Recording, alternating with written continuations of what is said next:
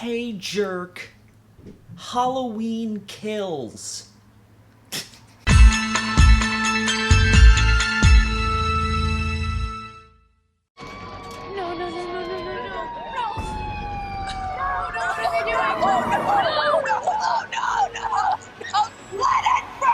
What's going on, Internet? I am back with the spiciest of horror hot takes for you today. I'm gonna make you all get mad at me again and say that I actually had a lot of fun with Halloween Kills. Shocking considering my opinion on the 2018 film, but here we are. Halloween Kills is once again directed by David Gordon Green and is the second installment in the newest trilogy of Halloween films. And again, it stars Jamie Lee Curtis as Laurie Strode, as well as Andy Matichak as Allison Strode and Judy Greer as Karen Strode, telling the story of these three generations of women and how they were traumatized by the events of Halloween 1978 and the specter of Michael Myers. And it picks up directly where the last film left off, with Michael trapped inside Laurie's burning home, and it details his inevitable escape and killing spree throughout Haddonfield. Now, for those who remember, and I'm sure most do, since it's like one of my most disliked videos on my channel, I did not like Halloween 2018. I rewatched it leading up to Kills, and my opinion on it has definitely softened a little bit. Like, there's half of the movie that I really do love, and I think it does a great job, but I think it's trying to do too much, and I think it's bogged down by a bunch of unnecessary humor, and it didn't give me the vibes I was looking for. So enter Halloween Kills, a film that I had virtually no expectations for because of my feelings on the 2018 film, and I kind of liked it. Now, I need to preface this. Is it good? In my opinion, no. I wouldn't even really describe it as a movie. There's no rising action, there's no conclusion, there's no real introduction at all. It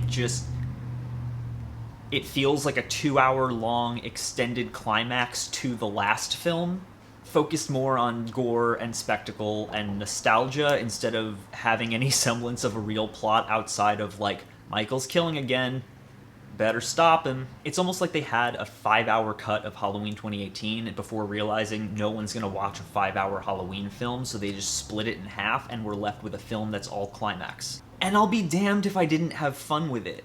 Like, messy plot aside, there's a lot about this movie that I liked. There's a lot about this movie that is genuinely a blast. The cringeworthy humor is, like, mostly gone here and replaced with a ton of violence and gonzo levels of gore. It's a truly insane film, if nothing else, and I think your mileage will vary on it depending on which version of the Halloween franchise you like more. But if you go into it with no real expectations, because, hot take, I don't really care for most of the Halloween sequels outside of the original, and I didn't really like the 2018 film, so I was just kind of going into this expecting, you know, a generic slasher film, and I got that, and I was pleased. Halloween Kills delivers on exactly what the title says. It's a montage of kills.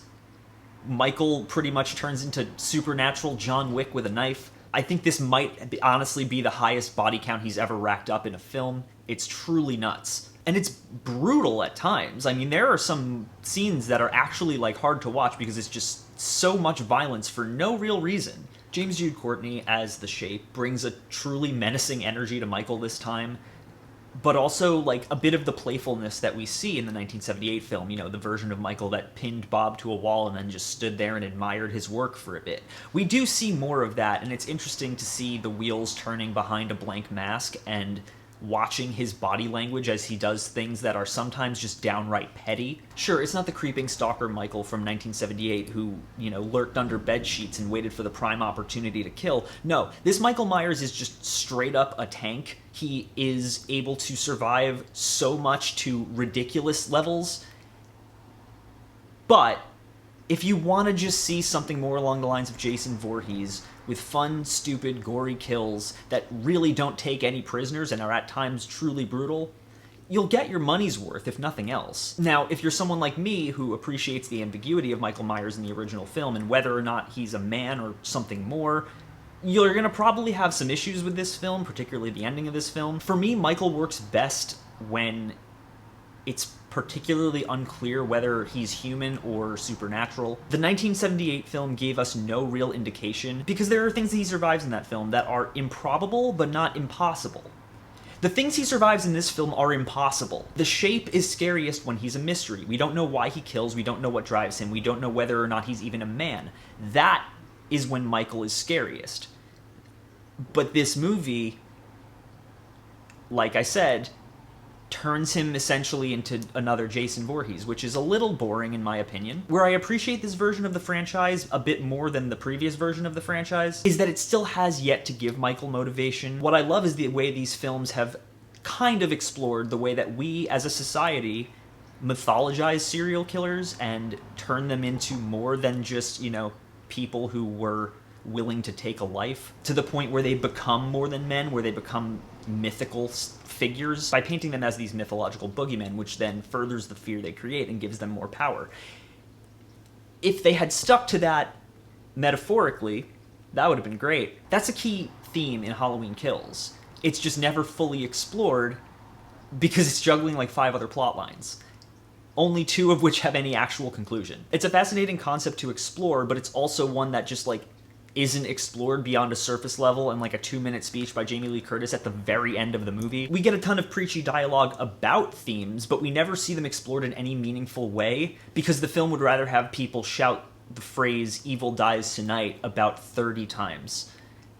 If you want to have a good way to have a fun drinking game and then die, drink every time someone yells "evil dies tonight." It's truly astonishing. The cast here is fine. They all deliver their dialogues in a believable way, if not somewhat silly at times. It's also cool to see some of the original cast of characters returning here, from Kyle Richards returning as Lindsay Wallace to Nancy Stevens reprising her role as Marion Chambers, the nurse from The Car, as well as Anthony Michael Hall, of all people, taking on the role of Tommy Doyle as an adult and turning him into somebody who would definitely be a QAnon supporter for some reason. That's disappointing. But much like the 2018 film, the Strode women are the standouts here, and Andy Matichak and Judy Greer are really stepping it up from the first movie, where they didn't have a lot to do. Here, they are basically carrying the weight of the plot, what little there is. Greer especially is really great here, and my opinion of Karen did a complete 180 from the 2018 film. She really stepped her game up from that movie, and I loved it. And Andy Matichak turns Allison into a freaking badass in this movie, and I loved that too. I can't wait to see more of her in Halloween Ends. Sadly, Laurie is sidelined for most of the movie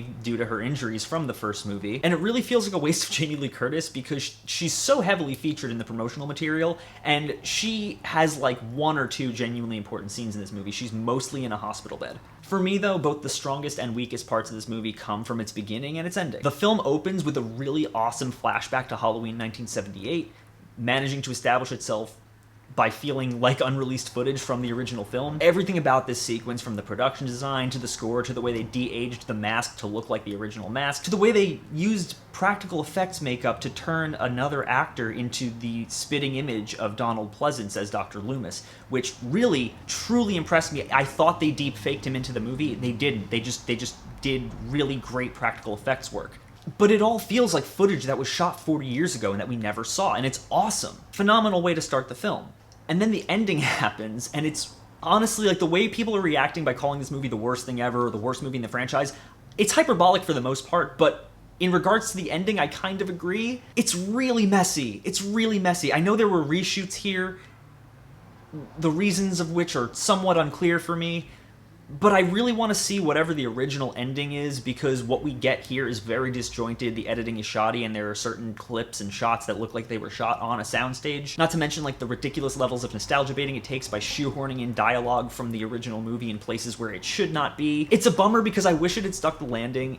I would have had a blast with it if it had stuck the landing and the ending had been as fun as the middle. When it's good, it's really good. When it's bad, it's no worse than any other generic slasher film. I feel like the worst elements of the 2018 film were definitely worse than the worst elements of this film. Maybe not. I kind of get the polarized responses to this in either direction. It's too fan servicey for the uninitiated viewer, but it's also too light on true plot for people like who are fans of the series. It feels more like a Friday the 13th movie than a Halloween movie. But at the same time, if you're someone who enjoys just campy horror and can separate the fact that this is a Halloween movie from it just being fun, you might have some enjoyment out of it. I did. I thought it was a fun time. I didn't think it was really a good movie, but I enjoyed the time I had watching it. It's got an insanely high body count, and if nothing else, you can get some really good gore out of it. As always, guys, thank you so much for watching. If you like this channel and you want to see more, click down there, like, comment, subscribe. Patreon link is in the description. I'm also putting another link in the description. That is a link to the Indiegogo campaign for my friend Chris and his new film, Worlds, which I will be assisting on. It'll be awesome. I'm really excited to be a part of it. The link is in the description, and it's really cool. It's some neat little found footage horror that is in the vein of movies like Lake Mungo and Noroi the Curse, which are two of my favorite films. Like I said, stoked to be working on this. So yeah, give that link a click, check it out. I think you'll really like what you see, and as always, I'll see you soon.